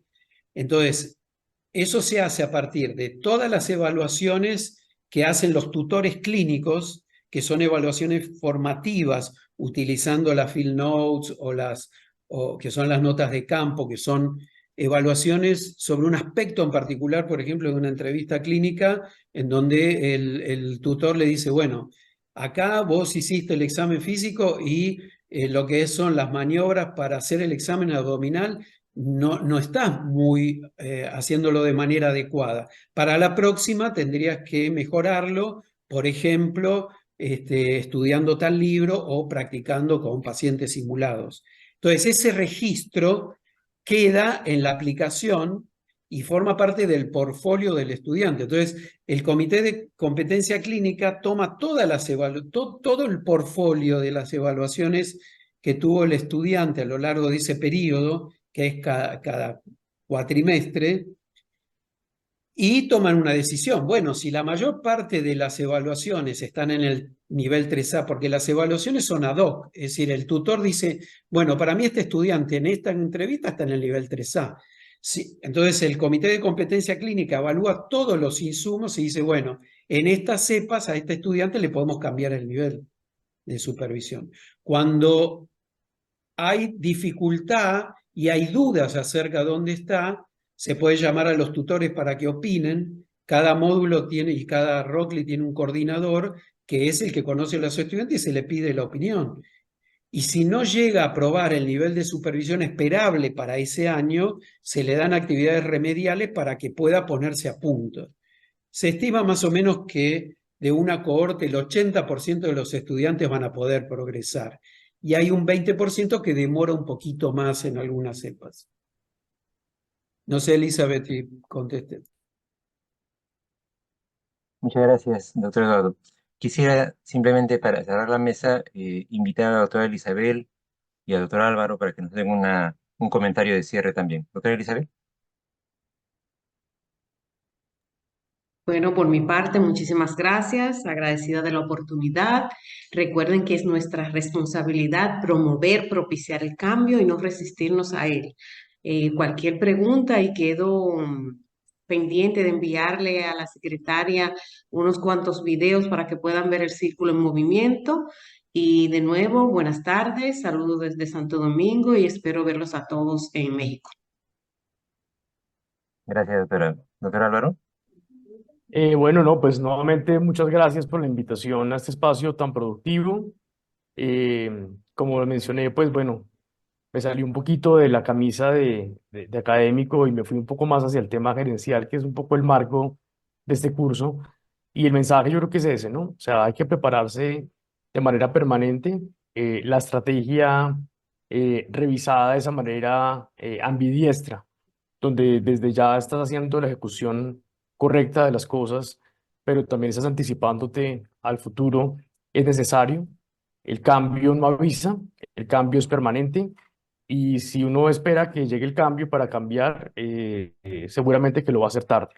Entonces creo que es poder combinar la rigurosidad académica que pues a todos nos acompaña, gracias a Dios, con parte de las universidades a las que pertenecemos y representamos, pero también con esa mirada, digamos, de entender que algunos elementos de la alta gerencia se hacen necesarios para la buena dirección de las instituciones y organizaciones académicas. Un saludo muy Muchísimas especial para todos. gracias. Muy bien, entonces, doctora Isabel, doctor Eduardo Durante, doctor Álvaro Romero, hasta cualquier próxima oportunidad. Muchas gracias por su participación hoy día. Gracias a todos, un saludo muy especial. Gracias a todos, buen fin de semana. Gracias. Chao. Hasta luego, doctor Perdón por Durante. llegar tarde de nuevo. No pierde cuidado. Hasta cualquier momento. Gracias. Muy bien. Ahora vamos a dar paso a la última sección de nuestra jornada, que es esta sección que le hemos llamado el conversatorio. Solamente como introducción al mismo quisiera hacer notar que en el transcurso de la mañana, de los 6 presentadores que hemos tenido, se ha tocado esos temas de innovación en la educación médica de diversos ángulos, desde la innovación más basada en la tecnología hasta la innovación más bien de tipo en el diseño curricular, innovación más conceptual, estratégica, que creo entonces que un poco tenemos un marco bastante comprensivo del tema. Y ahora los invito más bien a que sus reflexiones, por favor, las compartan de manera abierta y horizontal. Quien desea hacer uso de la palabra.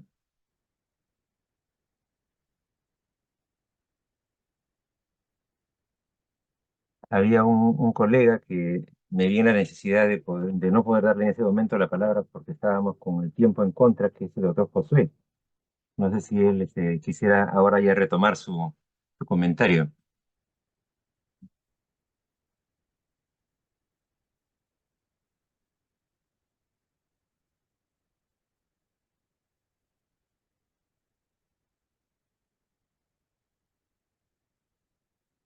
Lo tomaremos como un no. A ver, doctora Elizabeth, le escuchamos. Doctora Marcela, bueno, doctora Elizabeth primero, doctora Marcela después. Elizabeth. Bueno, ya que estoy, ya completo la idea, gracias de nuevo por la oportunidad. Yo me quedé pensando con todo lo que vimos esta mañana, que es claro que el cambio curricular es inminentemente necesario, es permanente, tenemos que incluir un mayor uso de tecnología para irlo ajustando al desarrollo que va teniendo la tecnología y siento que uno de los retos importantes que tenemos, y más después de esta última conferencia, es contar con el apoyo del equipo de gobernanza institucional para poder asegurar la sostenibilidad, porque nosotros queremos hacer muchas cosas, hay muchas cosas que se necesitan, pero siento que es importante cómo le presentamos al equipo de nuestras instituciones estas nuevas ideas para hacer que ellos nos entiendan y nos apoyen y así pues podemos hacer realidad la mayoría de ellas. Yo no sé si es la impresión que tengo solo yo o otros comparten eso también conmigo. Gracias por la oportunidad. A usted, Elizabeth. Marcela. Qué lindo, Elizabeth, porque yo estaba pensando exactamente lo mismo. Aquí tengo como un rol dual, porque soy decana hace un año y medio y llevo 15 años en la educación médica. Entonces, pagar todas estas iniciativas es muy costoso. El tiempo, el cambio, la formación. Entonces, en cada una de las presentaciones yo sentía también esa tensión de que ganas de cambiarlo todo, pero claro, cuando uno le pone números o también cuando uno lo expone a los aspectos regulatorios que cada país tiene, es complejo. Más allá de la resistencia al cambio de los profesores más tradicionales, que uno podría luchar con eso, aquí también hay temas de gestión y de convencer que a largo plazo esto va a ser mucho más significativo. Sí, así que muy bueno poder tener estos espacios de reflexión y de compartir experiencia. Muchas gracias, Marcela. Doctor Jorge García. Jorge. Hola, ¿qué tal a todos? Buenos días. La verdad es que ha sido una jornada no solamente de reflexión, creo que ha sido una cachetada con guante blanco en muchos sentidos. Todos estos aspectos de innovación, transformación, inclusión de nuevas tecnologías al currículum. Y la verdad me quedo pues pensando cómo seguir haciendo estas colaboraciones y seguir construyendo en base a la experiencia que tienen muchos de ustedes, mucho de lo que estamos aprendiendo acá. La medicina no está haciéndose tampoco más integradora ni más chiquita cada vez. La medicina se llena cada vez más de conceptos, de integraciones entre disciplinas, cada vez más compleja, ¿no? A ver, partamos de la idea de que por eso se crearon las especialidades médicas, porque llegó el punto en el que no podíamos aprender medicina de por completo, ¿no? Entonces, cada vez me da más temor un rediseño curricular con todo esto. Temor en el buen sentido de cómo integrar todas estas nuevas estrategias. Definitivamente los aspectos sociales y culturales de cada país son distintos. Vamos, México hay una diversidad en la forma de enseñanza tremenda. Bien podemos ir a un hospital y están enseñando con el libro vaquero de la medicina y vamos al otro y están enseñando con realidad virtual. Entonces, las técnicas pedagógicas son altamente diversas, las metodologías de aprendizaje altamente diversas y eso nos presenta un gran reto como líderes en temas de educación, cómo vamos poco a poco estandarizando esas metodologías, cómo vamos poco a poco diseñando nuestros propios EPAs y demás términos que debemos de ir construyendo para ir mejorando estos programas. Es muy interesante, hace el verano pasado, no recuerdo si fue el pasado o antepasado, tuve la oportunidad de estar en el Hospital Humanitas en Milán y me presentaban un proyecto muy interesante que se llamaba MedTech, que era precisamente la integración de medicina con tecnología, con ingeniería. Y era un perfil médico con una forma de pensamiento lógico-matemático adaptado a la ingeniería para generar soluciones en temas de medicina. Entonces, muy interesante porque este perfil humanista de pensamiento lógico basado en la medicina tradicional tendía a desaparecer para utilizar un pensamiento más matemático, más lógico. Era interesante la forma en la que pensaban estos jóvenes y bueno, hoy lo vemos en estas conversaciones reflexivas, ¿no? Ingeniería, medicina, sociología, medicina, derecho, medicina. Bueno, sin duda alguna va a ser una revolución para el tema de reflexiones y de redesarrollos curriculares, ¿no? Entonces, muchísimas gracias, ha sido una jornada muy, muy interesante. Gracias a usted, Jorge, por el comentario. ¿Algún otro aporte o reflexión? También se quedó, también mejor yo no le puedo dar la palabra a Juan Díaz. Juan, ¿quisiera usted hacer su comentario ahora? Gracias, profesor Pedro. Verdad que interesante las ponencias que se han presentado el día de hoy.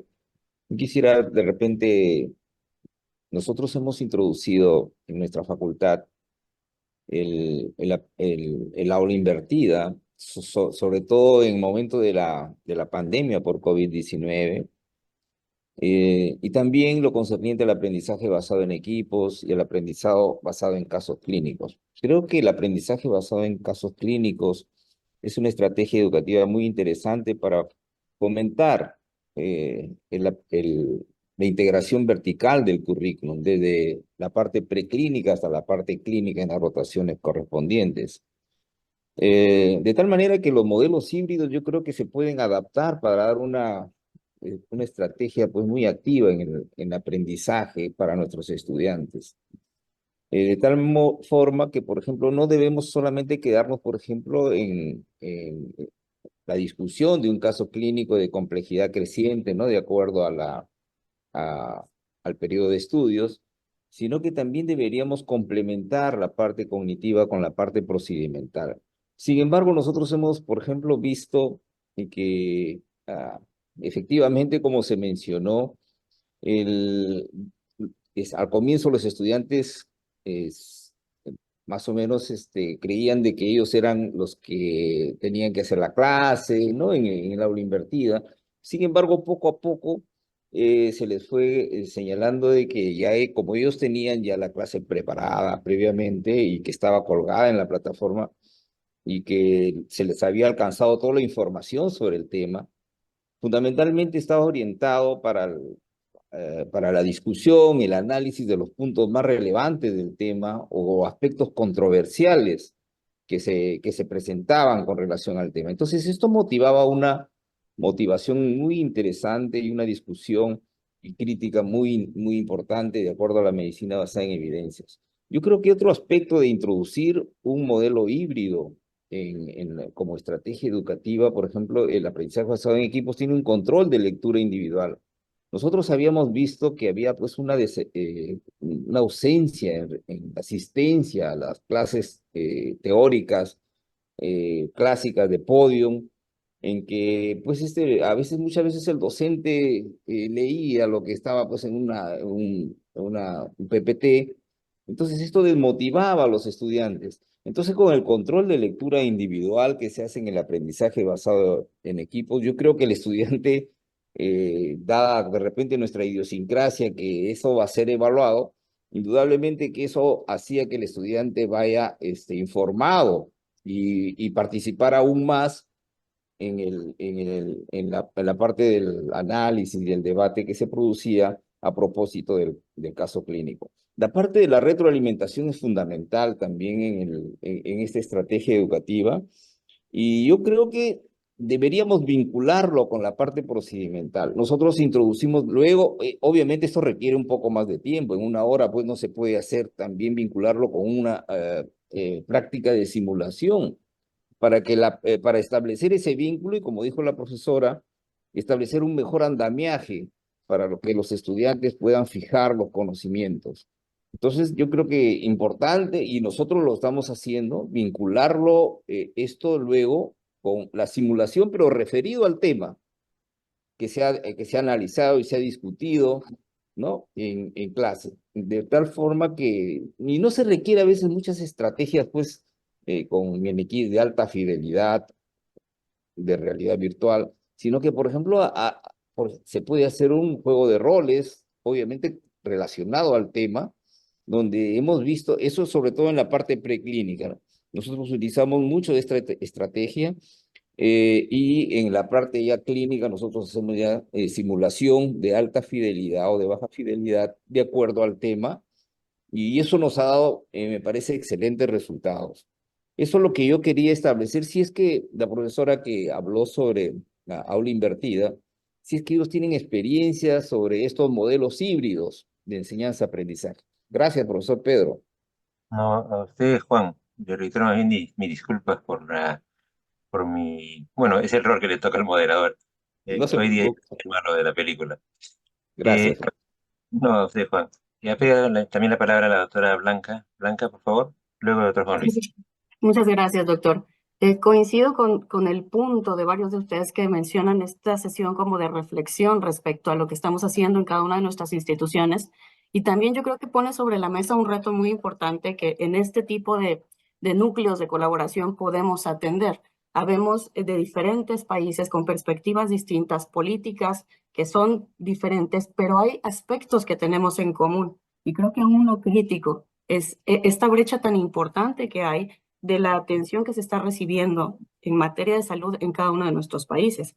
Estamos formando médicos, pero el médico realmente se está empleando en nuestro país. La migración ha aumentado muchísimo y lo estamos viviendo actualmente con migración hacia Estados Unidos, hacia Canadá, y se está desatendiendo lo que buscamos resolver con la educación médica, que es el problema de esta brecha asistencial.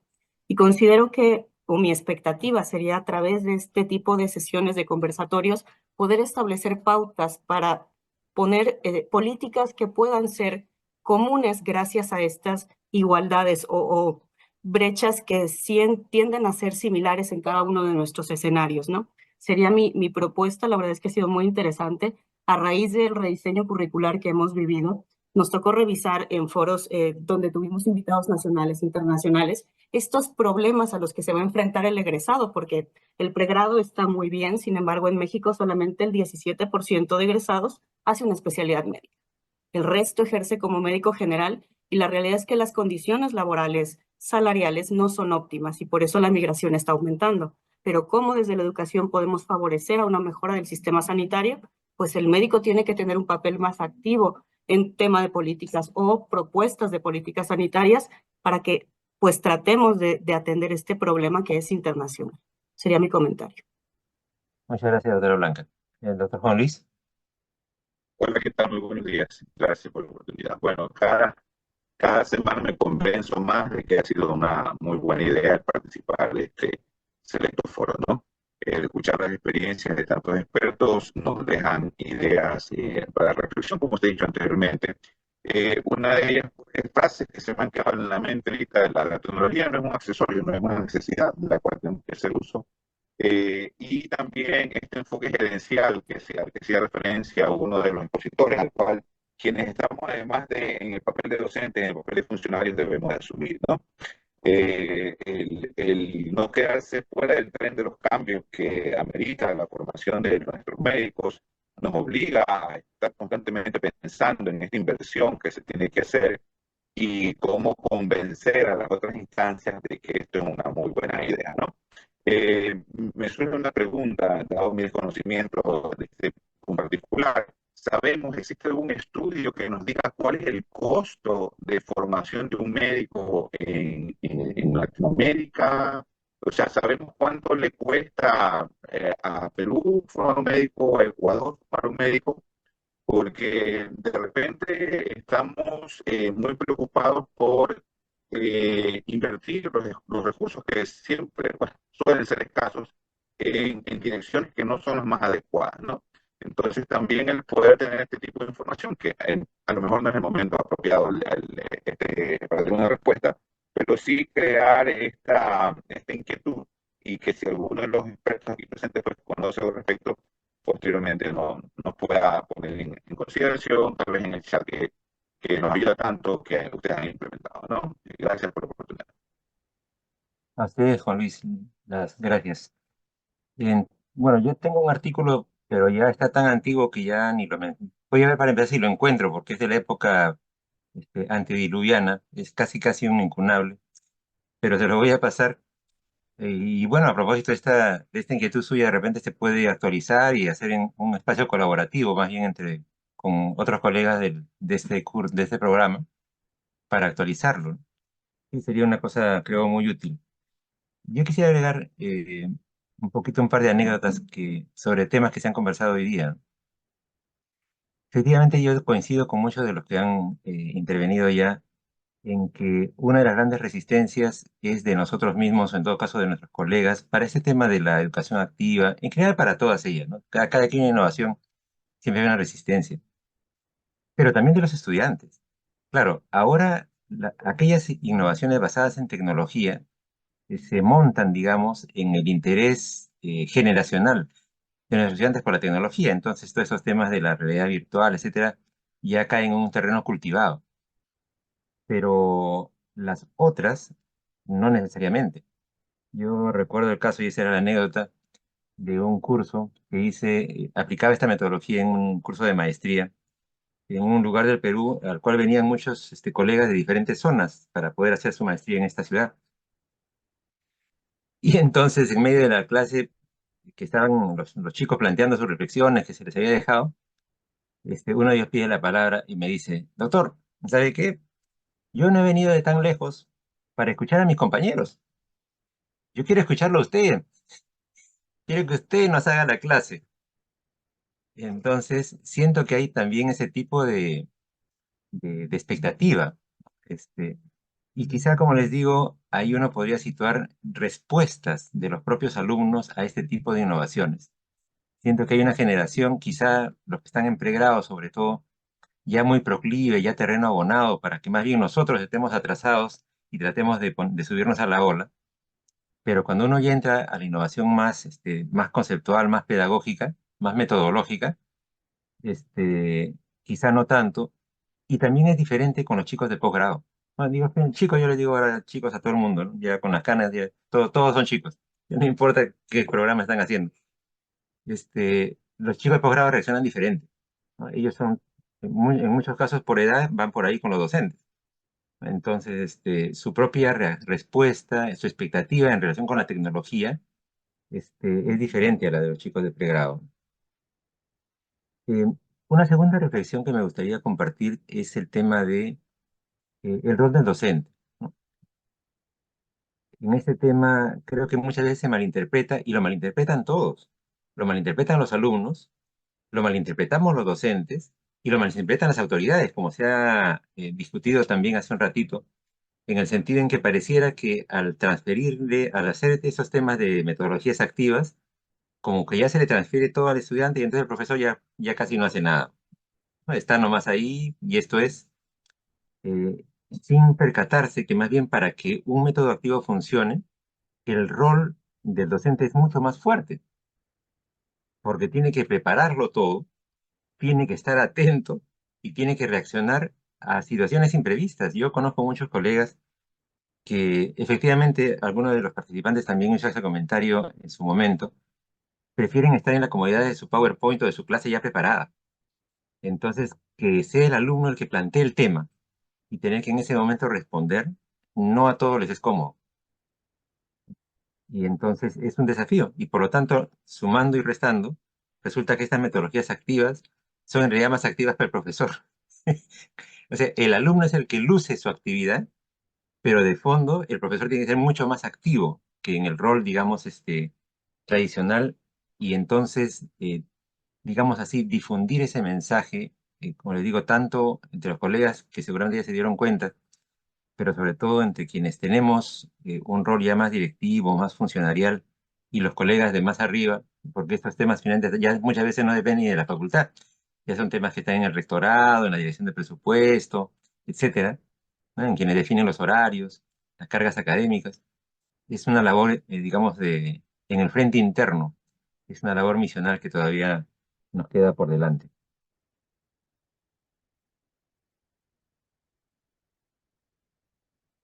¿Qué dice el doctor Jubín? Lo veo ahí asintiendo. Ah, es justo levantó la mano. Lo ¿Qué tal? escuchamos. Bueno, sí, yo quería comentar referente a la exposición que nos hacían las doctoras mexicanas, me parece, en lo que se refería a simulación, ¿no? Ajá. Quería comentar 3 puntos. Primero, bueno, totalmente de acuerdo, lo había mencionado antes también.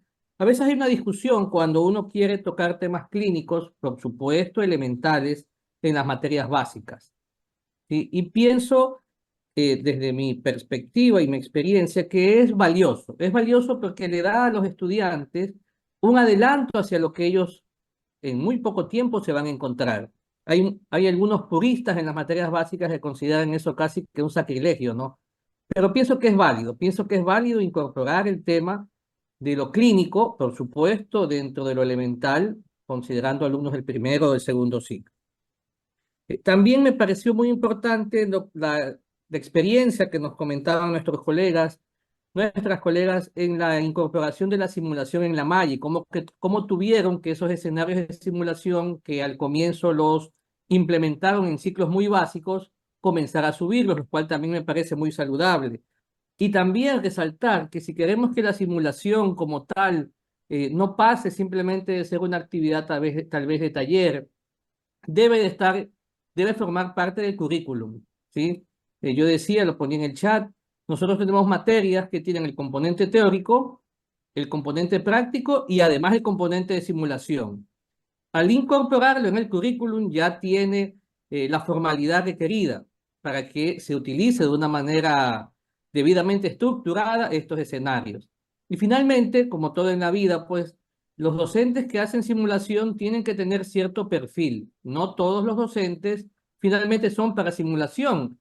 Y no es tampoco trasladar la práctica hospitalaria con el paciente y pensar que eso lo mismo lo voy a hacer yo en el escenario de simulación, ¿no? Son metodologías distintas y a veces por tratar de hacer eso perdemos eventualmente un buen docente teórico o un buen docente en la práctica hospitalaria, ¿no? Creemos que los docentes de simulación deben de formarse, seguir el curso de la metodología y finalmente cumplir un perfil para que la experiencia en simulación, que es muy valiosa, que pienso que determina un antes y un después en la práctica, en todo este proceso de enseñanza-aprendizaje, pueda calar hondo, ¿no? Esos eran los 3 comentarios que quería compartir con ustedes el día de hoy y que efectivamente, pues, las charlas han sido muy interesantes, muy profundas, nos llaman a la reflexión. Muchas gracias. A usted, don José Luis.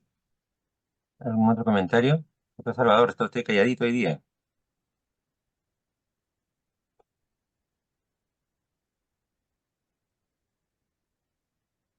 Está con su micro silenciado, doctor. Bueno, justamente le estaba escribiendo, doctor Mendoza. Me comparto mucho su reflexión, la que acaba de tener, porque de verdad, en conjunto con el resto de los colegas que están en el curso, hoy, especialmente hoy, ha movilizado mucho en mis neuronas, en las que me quedan, estas charlas y esta mesa final. O sea, realmente son muchos los actores que están involucrados, realmente son muchos los problemas que uno va viendo y que gracias al curso, porque yo estaba haciendo una revisión del currículum de la carrera nuestra, que es bastante nueva, apenas tiene 3 promociones pequeñas, pero sí encuentro que los estudiantes no entienden lo que es educación andragógica. Nos llegan estudiantes con excelentes notas, quizás los mejores, a través de las pruebas de ingreso a la universidad, pero llegan con un modelo de estudio que es el del área básica.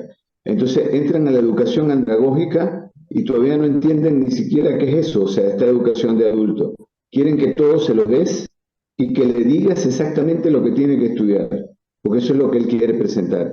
Entonces, la experiencia de la misma doctora Marcela en la UDD me fascina, porque esto de que tú puedas hacer que los chicos, a través del aula invertida, el aprendizaje invertido, como me pareció más correcto como lo nombraron hoy, hacerlos participar no es fácil. Yo he integrado simulación, por ejemplo, en semiología, y ellos no se sienten, a veces ni siquiera esperan el debriefing, donde uno trata de darles, uno les da todo lo que pasó, qué fallaron, qué les falta, y ellos a veces no esperan eso, sino que no quieren participar porque dicen que no saben, que tienen resistencia al cambio, como se ha comentado hoy también, pero yo siento algo más profundo. Yo siento que no hay cómo estimular el pensamiento crítico, ese pensamiento asociado al razonamiento clínico, porque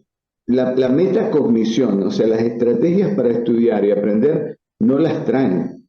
Entonces, yo me veo en la situación ahora que tengo que enseñar a mis docentes a dar clases en estas nuevas modalidades o activas, que usted mismo acaba de decir que esta actividad más bien es como que más activa para nosotros que para los estudiantes, nos va a exigir más. Y también tengo que enseñar a los estudiantes a estudiar. Entonces, cada semana, cada fin de semana, cada sábado ha sido realmente de dejarme con mucha inquietud en lo que se supone que es una tarea que me han puesto en la mesa, y es hacer la revisión de nuestras de nuestra malla curricular y ver cómo sacamos cosas o integramos cosas a otras áreas como por ejemplo matemática, física, biología, o sea, cosas que no deberían estar ahí hoy en día en este nuevo modelo de formación. Pero de verdad agradezco haber podido participar en el curso porque abre mucho, como digo, las neuronas que le quedan en mi caso, ¿no? Entonces, es muy bueno eso. Gracias. Gracias, don Salvador. Doctora Blanca. Gracias. Ahorita al escuchar al doctor Salvador me viene a la mente un problema que también comenzamos a vivir después de pandemia, que fueron todos estos cambios psicoafectivos de los chicos en su integración, sobre todo en las fases clínicas. Nos llevó a una experiencia que quiero compartirles. Desarrollamos un programa de acompañamiento psicológico porque el 70% de nuestra matrícula de nuevo ingreso tenía algún problema, ya sea de ideación suicida, de ansiedad, de depresión, y eso implicaba un aumento de la deserción y evidentemente había situaciones ya más complicadas que detonaban en las fases de internado médico servicio social. Y dentro de este proceso que ya tenemos 1 año y medio, la verdad es que yo creo que no es la solución, pero es una acción para poder atenderlos. Detectamos que, en efecto, doctor Salvador, desde la población que estamos atendiendo, hay un déficit importante de desarrollo de otras competencias, no necesariamente asociadas a la vida del conocimiento, sino a manejo de emociones, a interacción o manejo de trabajo en equipo, e incluso de dinámica familiar, que nos ha llevado a involucrar a los padres de familia dentro de este proceso de acompañamiento psicológico. Pero la verdad es que implica una intervención tanto de la institución, porque es una inversión para tener una estructura que pueda acompañarlos, a la formación docente, porque el docente debe saber atender a esta nueva generación que no se concentra, que está dispersa en todo momento. Y creo que es un problema que de nueva cuenta tenemos en común en diferentes instituciones. Quería compartirles esta experiencia. Muchas gracias, Blanca. Muy valiosa la experiencia y más bien aprovecho para, digamos, extenderme en ella. Bueno, yo hago mi docencia, soy ya 32 años docente en la Universidad Nacional Mayor de San Marcos, en Perú, y que es una universidad pública y en la cual tenemos alumnos, digamos, de diversos extractos sociales, muchos de ellos de regiones muy pobres, familias muy necesitadas y que acceden a los estudios de medicina en la universidad y los completan. Tenemos un profesor que es el doctor Alberto Perales, que es un psiquiatra que se ha especializado en estos estudios de salud mental de los estudiantes de medicina ya desde hace varios años y ha hecho estudios en diferentes universidades. Empezó en San Marcos, pero luego ha hecho comparativos, públicas y privadas, etc. Pero al margen de sean públicas o sean privadas, o en Lima o en regiones, en general el llamado de atención de él es que la salud mental de nuestros estudiantes de medicina es precaria.